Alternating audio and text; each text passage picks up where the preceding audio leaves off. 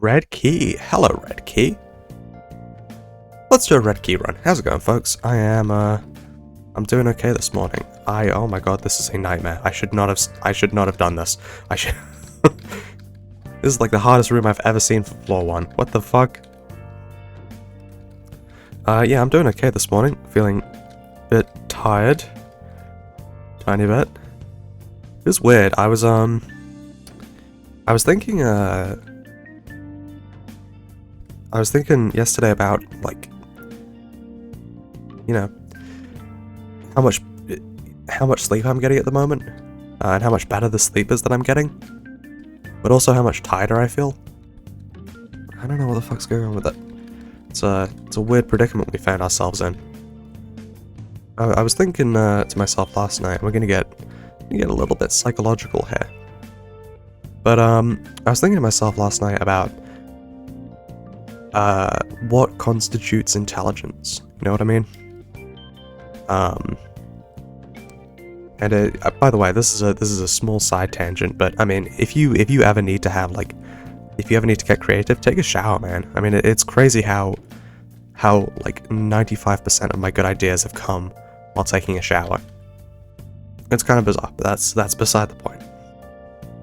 And I was thinking to myself, what constitutes intelligence? The reason why I was thinking this was because and this is another tangent, I guess, but me and my friends had a discussion, like, the other day. I don't know how it came up, but it was about, like, biology and mammals and stuff like that. And we pretty swiftly came to realize that I don't know what the fuck a mammal is. Like, I could not like give you the distinguishing features of a mammal. I didn't know that dolphins were mammals. That's fucking crazy to me, genuinely. Like, genuinely, I had no idea, because they don't seem like mammals, do they? They just, to my layman brain, it's like they live underwater. They must be fish. You know what I mean? How can they be mammal when they live underwater? That doesn't make any sense. But no, to my shock and horror, no, they are definitely mammals. Ooh, what is that? I guess we'll take it. High Priestess. Libra is great. I love Libra, honestly. It's one of my favorite stats thingamajiggers. But yeah, so we were talking about intelligence, and I realized, you know, I don't know what mammals are. Straight up, I don't know what they are. And we went on and on about this for, like, I don't know, man, an hour maybe. And yeah, in that time I never figured it out. And you know, my one of my siblings, Jazz, is a marine biologist, so, you know, they specialize in biology. So they came into the office that what the fuck are you talking about? And they explained to me what mammals are, and I was like, okay, cool. I think I kind of get it. And then, you know, a day later, I've already forgotten. So the point of this is, I was thinking to myself in the shower, am I actually intelligent? Because I've always had a conception my whole life that, like, you know, maybe I'm not, like, the smartest person in the world, but, you know, at least I'm kind of intelligent. And I was thinking to myself, like, am I really intelligent? You know what I mean? If I can't get these very basic facts right. Jesus, just hit my microphone. Can I be considered intelligent? And the conclusion that I kind of came to was that I don't think it really matters. You know, as much as I would, you know, oh, what the fuck? How good is this gonna be? Not very. Yeah, it kind of doesn't matter, in my opinion. Because I don't really think there's, you know, any definitive way to really quantify intelligence. IQ is extremely flawed. And I mean, as far as I can tell, that's pretty much the best we've got so far. And I mean, even in, like, our conception of IQ, there is still some, it doesn't account for other types of intelligence, you know what I mean? Like, the this is, oh god, we're going on so many fucking tangents. But like literally, I believe in DC canon, like the smartest human to have ever lived. He is just like, he thinks on a degree of existence above humans, which like kind of bizarre, but you know what? I'll let DC cook. And yet he still has a hard time confronting his past and, you know, his trauma from when his parents got shot. In my eyes, is a kind of intelligence. You know what I mean? You have to be very aware of yourself and aware of others to be able to confront that sort of thing. And Batman just isn't. So, you know, as smart as he is, and he is definitely smart, he doesn't, you know, he isn't supremely intelligent. And so that's what I mean. It's hard to quantify intelligence because there are different types. And when you, and I don't think any human can physically be, you know, intelligent at everything. I don't think that's really possible. I'm just really confused as to where the actual, like, secret room is. One human couldn't possibly be amazing at everything. Just because, off of the virtue of how many things there are, like, I don't think it's really possible. You can, you know, I'm sure that there are humans that have existed who have had, like, the capability to, you know, be incredible at everything, but I just don't think there's enough time in one's life to really achieve that. So what am I getting at here? What's the point of all of this? I think when you consider if you're intelligent or not, you're misplacing value on something that doesn't have any value. I don't know fucking anything about biology, but I'm pretty good at Binding of Isaac. I don't know anything about fucking physics. I can't really do you know, advanced maths, but I'm pretty good at writing and I'm pretty good at making maps. I think I, in my life, have let doubts about how smart I am and how good I am at things stop me from doing things. You know what I mean? And I've kind of let those thoughts get me down. So I think if you have the urge to think about how, like, smart you are or some shit like that, just don't bother. It's really no point. There's no winning that sort of thing. But I mean, I've been yapping for long enough, and about some uninteresting bullshit, no less. Unfortunately, I don't really have anything else to give today. I mean, it's like I've been saying. I don't know if I'm looking in the wrong places, or if there just isn't a huge amount of interesting news going on at the moment. I fucking hate this boss so much. Dude, I hate this boss so much. He spams that one attack where he goes in and out. Just like, what a nightmare. What a fucking nightmare. I haven't found a single, like, super secret room or something like that. Also, I'm leaving the reversed High Priestess behind. That shit sucks. You know what, let's talk about Valve. Let's talk about Valve and the Steam Deck. So, I saw a thing recently, I don't know if it was that I fucking hate it when news sites do this. But I saw an article today that, and I'll read the headline out, that says, Steam Deck won't have yearly refreshes because it's not really fair to customers, says Valve. Like, okay, was it a Valve spokesperson? Or, like, I don't know, man, Gaben himself? Or am I being obtuse here? Like, maybe I just genuinely I don't know. Maybe I'm just not getting something here. But I mean, that's kind of besides the point. Point is, this is good. This is good. I'm glad to see that that, you know, not all corporations are filled with soulless meat puppets who don't give a shit about the consumer and just want to make money. Because I mean, yeah, no, it's not fair to consumers. Having to re-up your fucking hardware once a year. It's just like, what are we doing here, man? I'm glad to see that Valve recognizes that, and they're willing to not be complete pieces of shit, and, you know, instead of forcing us to buy a new console every year to fucking make a bunch of money. They're willing to just put their efforts into, you know, making the console that we've already got a bit better. That's great. I love that. I feel like this is more of the exception than the rule. Games companies love to unnecessarily re-release things and make betas of things and just like waste our time endlessly. Oh, super secret room, nice. So that they can make a bunch of money. Bit depressing, but I mean, what are you gonna do? You know what I mean? What are you gonna do? At the very least, Valve is doing the right thing, which I appreciate. Although, I don't know if I've talked about this before, I think I might have. But, I really don't like the like, forewarning we're getting from, what does Temperance do again?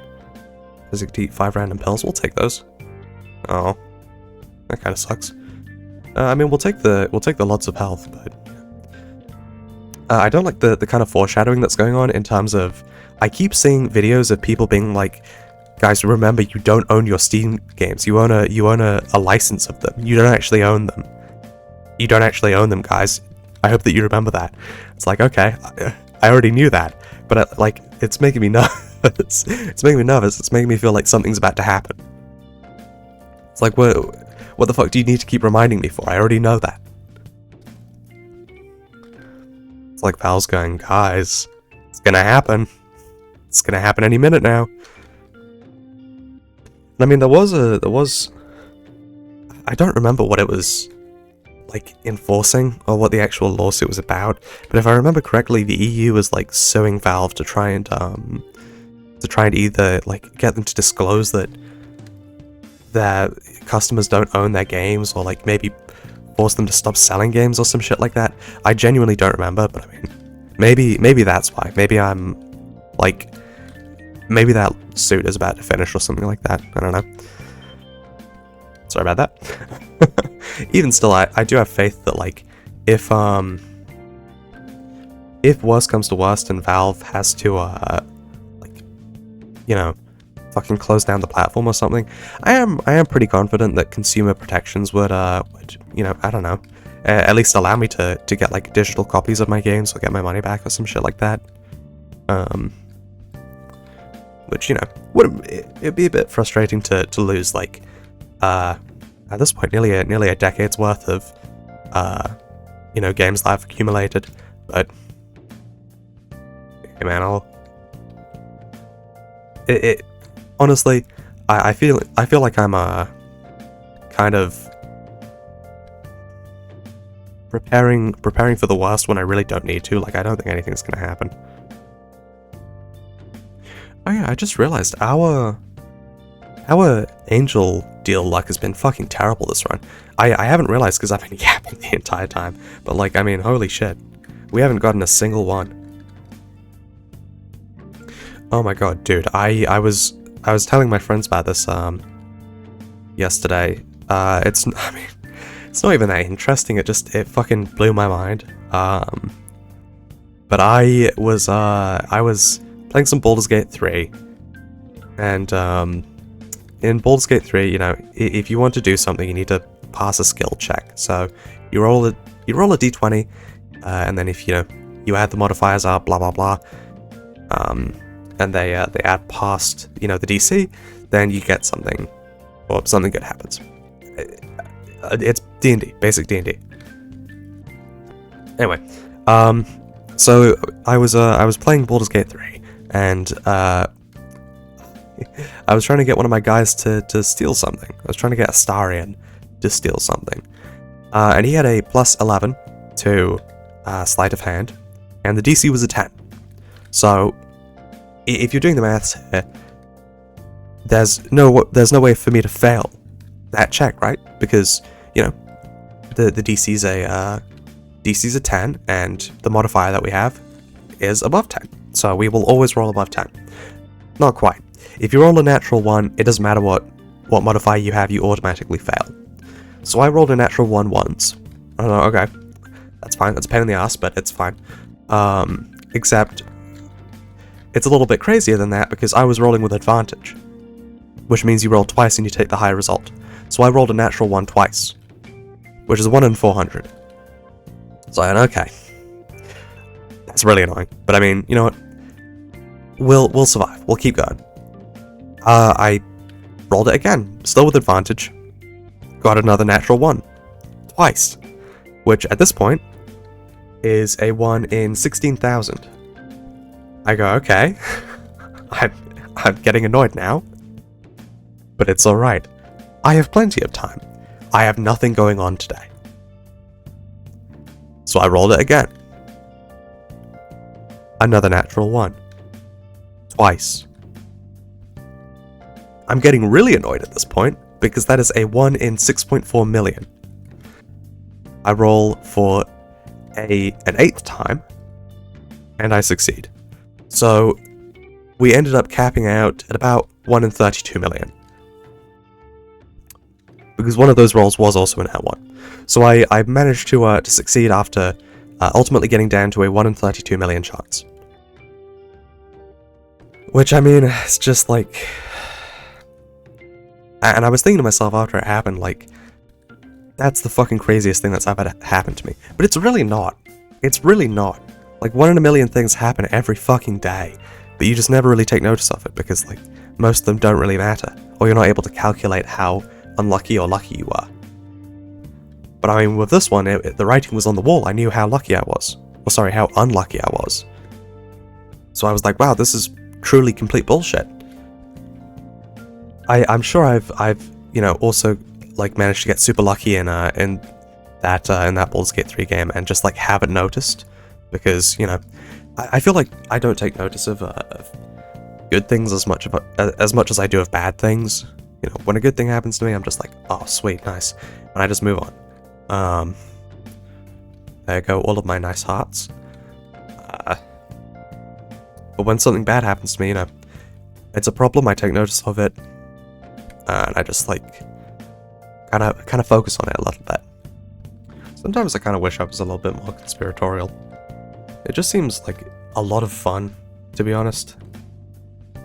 And like I'm sure that the kind of paranoia that comes with it is much less fun. But conspiracy theorists get so fucking creative, like truly so creative. I remember watching a video on like flat Earth from like fucking, I don't know man, 8 years ago. And in it the guy was talking about ancient Egypt or something like that, and I was like, how the fuck does this relate? How does ancient Egypt relate to the Earth being flat? These two things are not the same. But I mean, to a flat earther, to a conspiracy theorist, they can find a way to make anything connect. Because they're really fucking creative. I mean, that's kind of sick. It's kind of sweet. Like, if I could get those powers of creativity without being, slightly insane, I would be sitting pretty. I would have a fucking multi-million dollar Netflix deal. Speaking of Netflix deal, I was watching a Northern Lion video yesterday. He was talking about Shonda Rhimes,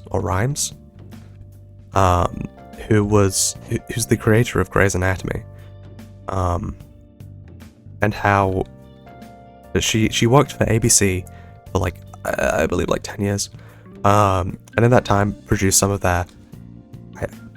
wrote some of their like most popular shows. So I was, very very talented woman,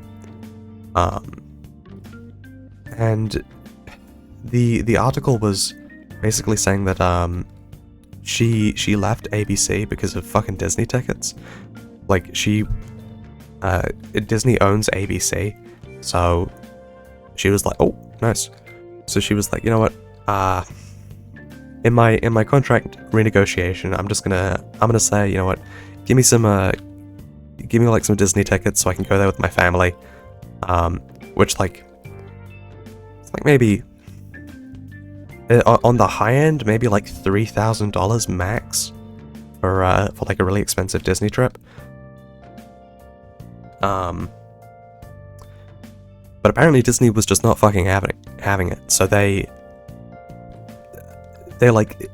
said, yeah, sure, we'll give you the tickets. And when she got there, like, her card didn't work. So she called them and was like, hey, guys, what the fuck is going on? My card doesn't work. And like a producer at ABC said, you have enough, don't you? You don't need to, you don't need Disney tickets. She was like, okay, I'm getting the fuck out of here. Which, I mean,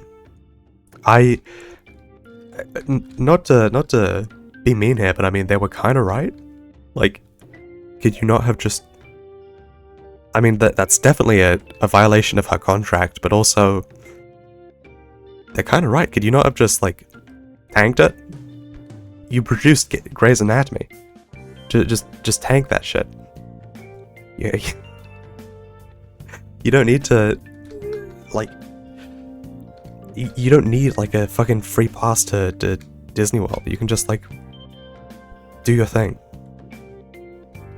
Like, on one hand, I can definitely see why she was like, no. If you're gonna screw me over with something this minor, like, you're definitely gonna screw me over with something way more major in the future. But also, they were right. You could have just tanked that shit. You didn't need to freak out about it. Oh my god, I'm lost. I'm fucking lost. Where am I going? Down... Oh... Yes. Yes, this is where I'm supposed to go. This is where I'm supposed to go. This is where I'm supposed to go. Okay. Alright, found it. Too easy. Too easy. Simply too easy. Simply too easy. The small rock literally gave us a negative. Like, it didn't... Tier 3 and we got a negative. Incredible. We didn't get any bonus on our stats. Like, where? That's why I blew this up. Alright. I would have liked to do Boss Rush, but I mean, to be honest, yeah. A bit late for that. We'll do Weezer. Never got a planetarium either. Sadly. I'll tell you what. I was talking about this yesterday, but I've been rewatching Fullmetal Alchemist Brotherhood. It's pretty good. It's pretty good.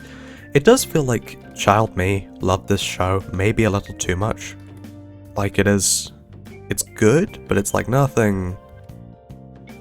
I don't know, man. I don't want to say nothing groundbreaking, because it definitely was, but... I feel like it was overhyped, in my mind.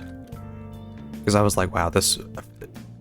You know, 12-year-old me thought this was the greatest fucking thing ever made. And like... Respectfully, 12-year-old me thought that everything was the greatest thing ever made. You know what I mean? Like, whatever I had just watched was the best show ever made, or the best movie ever made. Because, I mean, I feel like that's just how 12-year-olds are. But I mean, that's not to sully the good name of Fullmetal Alchemist Brotherhood. It's a great show. It's a great show. But it is, definitely overhyped in a way. It definitely feels like a show for kids, to be honest. It feels like baby's first political thriller. You know what I mean? Feels very entry level. And I mean, it's written really well, but it is like... I do feel like a longer runtime would have done the show a lot of good. Because, spoilers. I've given you like 3 seconds to skip. Maze Hughes' death was just like, it felt so telegraphed. And I feel like if we'd spent a bit more time with him, maybe it would have hit a little harder, but like, I mean, it hit hard, but you know, especially with like, Mustang going, you know, terrible day for rain, and then it's not raining, he's just crying. That was like, oh, that's so sad. But, you know, I feel like if they had maybe let us spend a little bit more time with Maze, it would have been a little bit, you know, more interesting. it would have had more depth. But I do have to say, I did like, you know, the retroactive reveal that Vera Bradley fucking hated Maze Hughes and fucking hated Colonel Mustang and wanted to kill Hughes's kid at the funeral because she was being so loud. I was like, holy fuck, this guy's a psychopath. That was a great reveal. Because it, you know, hit really hard. I was like, oh my god, this guy was just standing there like pretending to be really sad and broken up about it, and then deep down he was thinking, oh, I want to fucking kill that child. Oh my god, these people really are evil. I also I'll sing its praises a little bit. I do really like how creative the characters have to get with their powers, because, you know, you can only do so much with the field of alchemy that you're in. You know what I mean? So you know, you see like Scar deconstructing water to kind of turn it into steam, and then, you know, use that to make an escape. Or I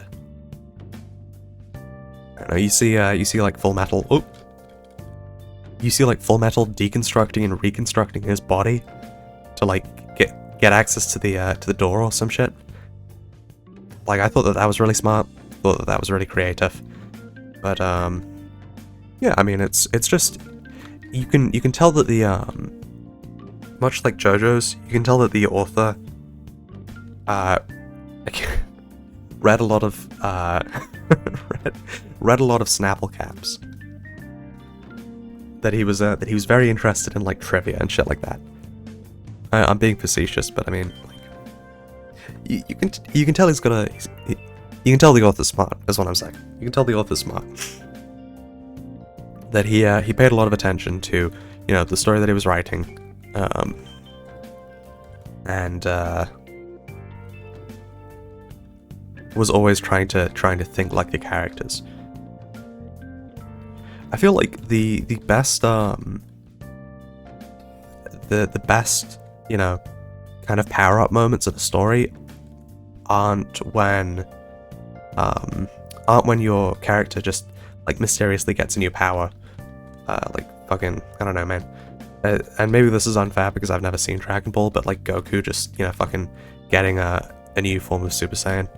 I feel like it's more interesting when your character has to creatively use a form that they've, you know, a kind of form of the power that they've already got to power themselves up. Like Luffy, for example.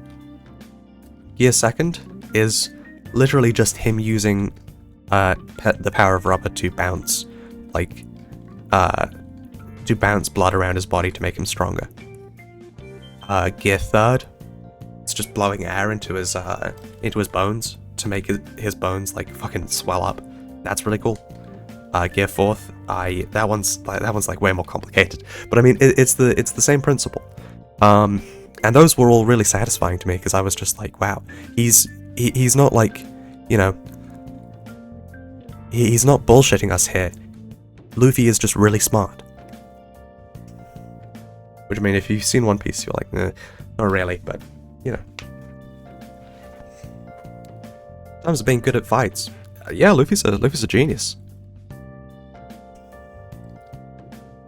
And I mean, that's the sort of thing that Fullmetal Alchemist really thrives at, is having their characters win the fight, not because, you know, they grow stronger, but because they're smarter. Same thing with JoJo. Alright, let me explain why I'm doing this. I don't actually want to fight Isaac, who's the boss of this floor. You don't get anything good for fighting him. You don't get like an item or anything like that. So there is really no reason to. So I'm just trying to find the out of bounds room so that I can just skip the entire fucking floor. So I don't want to do it. Why would I do it when I don't have to? God damn it, really? I really thought that this would be the exit to the room. Nope. Oh, sorry, the exit to the floor. Wow. Incredible. I mean, I guess we'll take them, but like, those were some of the worst items I've ever seen on the at the start of, you know, the chest, or like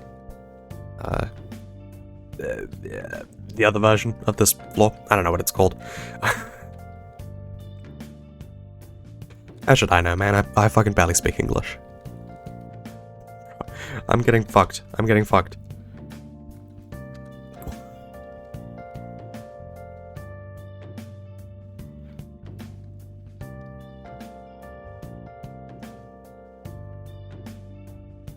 I have 1 heart left.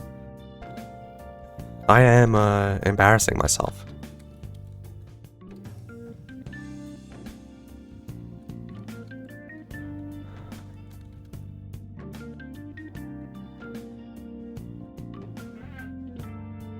Yeah, speaking of embarrassing myself. Well, it was fun. God fucking damn.